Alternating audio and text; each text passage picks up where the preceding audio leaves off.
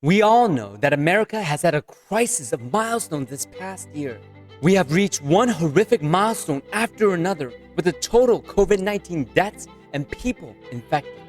In this video, I'm going to share with you 4 ways that great leaders overcome challenges and celebrate milestones. And you should know something that will change your life. Pay special attention to number 3, which will allow you to create massive action around being flexible. And there are plenty of great tips that you can do it too. Are you ready to move forward? Then let's flow.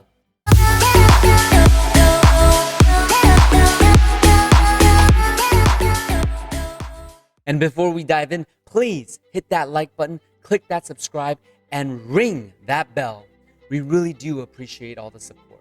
And that subscribe button could use some love too. Welcome to this Dancing in Life podcast, and welcome back to my 30-day challenge. I'm Saje here with you on Triumphant Thursday. Over the next several weeks, we're going to be focusing together on steps that you can take to become a better you. I'll be sharing stories of how everyday heroes dance with one to make the world a better place, and how they can find new hope after trials and tribulations.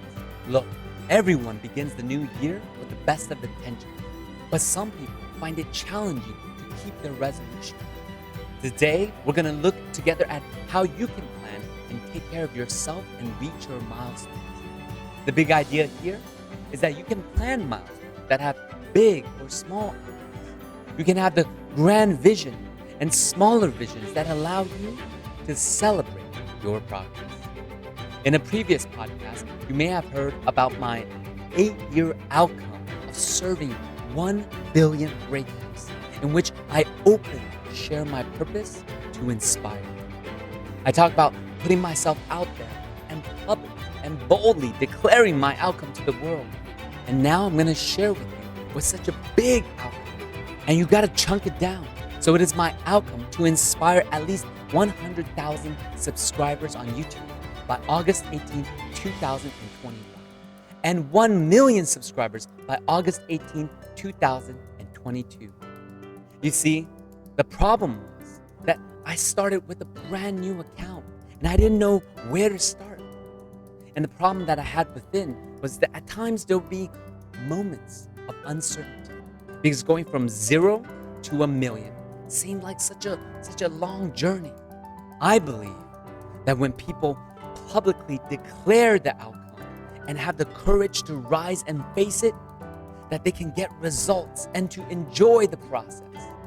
Sure, there will be some days when I ask myself, should I really make it be so public about it and make it 1 million subscribers? What about 100,000 for 5 years, right? How does one come up with a number, an outcome, a big goal like that? And the stakes were high.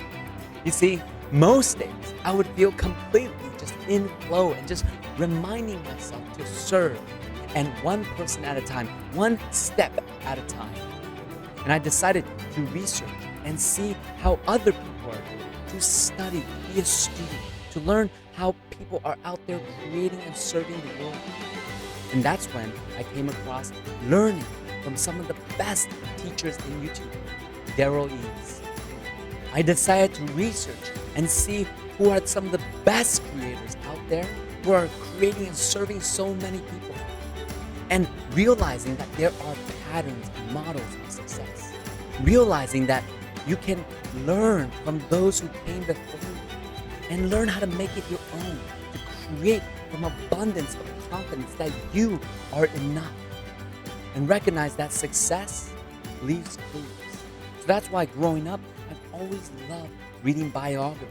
I've always loved to study peak performers. Right? Why are some people able to go serve for 43 years and impact millions of people? Right? I want to know, I want to understand. And at times, there'll be moments when that, internal feeling of not enough comes up. When maybe I judge myself, and maybe I compare the current me to someone who's dedicated so many years of growing and learning and learning and learning.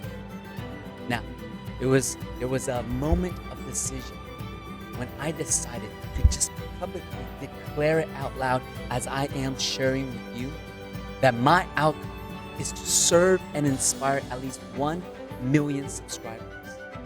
And when I declare that out loud, there's a certain level of energy that really kicks in, that brings out, reminding myself that I'm here to serve you.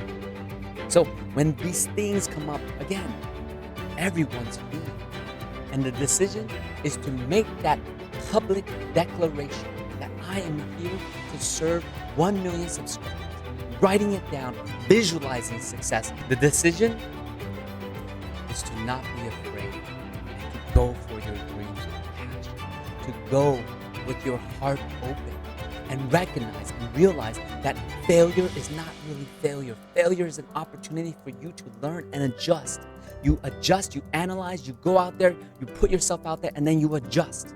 Realizing that, at times in the past, I would hold myself back for fear of failure. Or I would just play super small, not tell anyone of my goals. And if I didn't achieve it, then, I didn't tell anyone, right? Wrong. That's how I was living because I was actually afraid of failure, right? By declaring something so public of 1 million subscribers, if I hit 700,000, 800,000, if I hit 10,000, 100,000, would I really look back and say, oh, you only served 10,000? It's that judgment, that release of self-judgment is so beautiful. And it is something that I want to share in this story with you. That's why I'm being so public about declaring my goals and outcomes.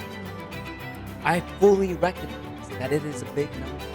Every day, I am just serving from my heart and goals.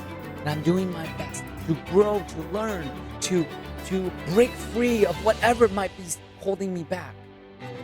Because when I do that, step by step, one of my mentors, Tony Robbins, talks about how progress equals progress. You celebrate.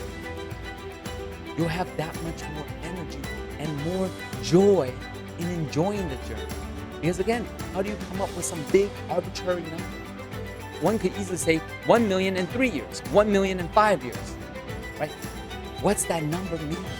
Again, it's a different level of energy when you recognize. Set an outcome that scares you and break it down into milestones and break it down into actionable steps. I fully recognize that by putting myself out there, there's going to be people who say, he'll never make it. There's going to be people who say, oh, look, he made it to 900,000. My outcome is to serve. Once I made that decision and commitment, then all of a sudden, new ideas started popping up. Like, okay, what if I did a 24-hour live stream of singing, dancing, just serving from the heart?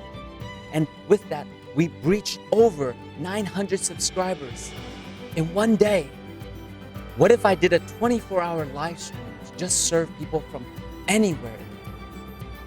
And because of that, our team, we've been growing so much and looking for feedback on how to co-create with you. So make sure to comment any feedback on what you would like to see. And here are 4 suggestions for defining milestones to help you reach your goals more easily. Number 1, define your end goal. What do you actually want to do? Is it securing a new job? Is it boosting your GPA above 3.0? Remember, goals come in many colors. They might be personal, financial, social, emotional, professional, spiritual. There's no wrong goal, just as long as you know your goal. And I read somewhere that as long as you have a goal, studies have shown, it's been proven that you'll be more happy, more fulfilled as long as you have a goal. Not even if you reach that goal, but just having like a guide.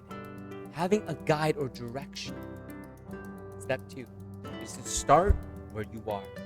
To set milestones, it's not enough to know where you want to end up. It's as important as where you're at right now.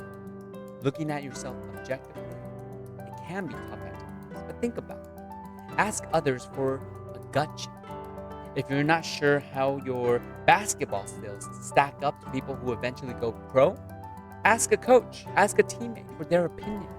But there's a distinction I want to share with you about that, which is people can portray their fears. They can portray their fears. So it's really important to listen to feedback, but also make a distinction of when it's someone else's fear that you don't want to take on, right? Number 3 is to be smart about it. Once you know where you stand and where you want to be, you're ready.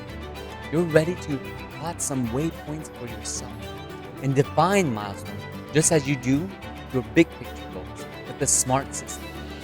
Milestones should be specific, measurable, achievable, relevant, time-bound. So specific, what does it mean to be specific? To be meaningful, milestones need to be carved out precisely. If you're trying to get fit, what does that mean to you? Would you like to lose a certain amount of weight? Build muscle programs? Overhaul your diet? All of these might be milestones toward your goal. Measurable. To stay on track in the fitness regime, checkpoints should be measurable. Figure out how your tasks or goals can be measured. Achievable. Not all measurable and specific milestones make sense. Achievable. You want something to be achievable. Not all measurable and specific milestones make sense. For example, there's no way that you're going to bench press 400 pounds the week after you start working out. Don't try to overdo it, because for each milestone you're considering, ask yourself, is this a stretch milestone or an easy one? Ask someone, ask a mentor, ask a coach who knows you well if you're not sure. Relevant. Milestones have to make sense in the context of your larger goal to be worth setting. If you can't explain how your milestone actually gets you closer to that goal, set a different one. Time-bound. When do you expect to reach your milestone? Is it an hour away? A year away? Any time horizon works so long as you factored it into the milestone mix. Remember that milestones must be achievable. Step 4. Take it one at a time. If you're setting a dozen milestones at once, it might be too daunting, it might be too overwhelming. Try to set one milestone only after achieving the last one. If you're learning to swim, for instance, you might decide which stroke you want to learn next, depending on how difficult you found the last one. Doesn't that make achieving your outcome more difficult? Not necessarily. You just need to know the general arc. With swimming, as an example, your plan can be to learn a new stroke every other week. The specific strokes don't matter until it's time to practice them. It's time now to take our powerful flow action to get you moving forward now. Today's action is called Raise the Roof. Here are the steps for today's action. Step 1. Anytime you do an action, big or small, that takes you one step towards your goal, I want you to step 2, raise the roof. And post it and share and tag a friend. Just do 3, raise the roof, or more if you like. Raise the roof, just celebrate.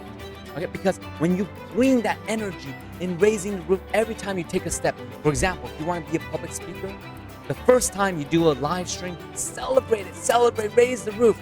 If you want to be in the Olympics, the first time you do practice, and every time you do practice, celebrate afterwards. Celebrate so you bring that joy and you have more energy. Make sure you post and share and tag a friend who could use a win today. You can hashtag milestones, hashtag goals. The hope here is that you will plan different milestones that will allow you to celebrate. Thanks for being with me on Dancing in Life, and for this 30-day challenge. You're doing great. I'm Saje, and I look forward to spending time with you tomorrow for Flow Gives Friday, when we look together at planning downtime or playtime as a way to decompress on a regular basis. Since you need to step back in order to recharge your creativity. And if you like what you find in this series, you'll definitely want to check out my free 7-day challenge, which is available in the description below. You can check out now. Dancing in Life, we're changing lives one step at a time. Until then, flow on.